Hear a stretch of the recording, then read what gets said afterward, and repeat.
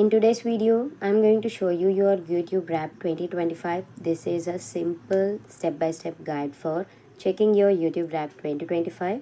First, go to the Chrome or web browser like this and search for youtube.com/recap. And now it will show you a pop-up or otherwise a notification looking for your 2025 recap, and that's recap is available in the YouTube app. So open YouTube like this. If not so, it will directly opens YouTube app like this, and from there you can check all the 2025 wrapped things in your YouTube. If you're not getting this update, please make sure you are updated your YouTube app.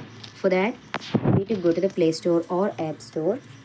So from there, search for YouTube and make sure that YouTube is up on date, and because this is the latest version of YouTube which gives wrapping 2025. So this is how you see YouTube wrap 2025. Thank you.